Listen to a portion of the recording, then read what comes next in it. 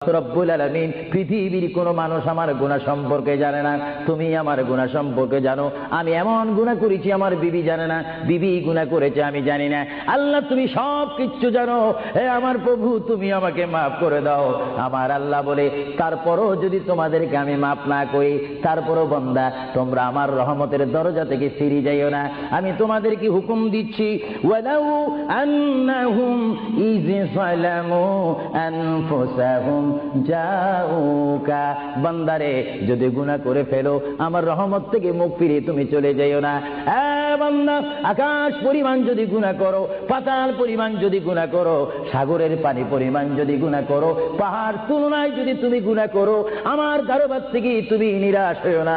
বান্দা আমি তোমাকে একটি রাস্তা বাতাই দিচ্ছি, একটি পথ তোমাকে আমি দেখাই দিচ্ছি। সেই পথটি কোন পথ তোমরা জানো? ওয়ালাউ আন্নাহুম ইয যালামু আনফুসাহুম জাউকা, বান্দারে যখন তোমরা বরবাদ হয়ে যাবে তখন তোমাদেরকে একটা পথ আমি তোমাদেরকে দেখাই দিলাম, সেই পথটির নাম হচ্ছে আমার রাসূলের মদিনা।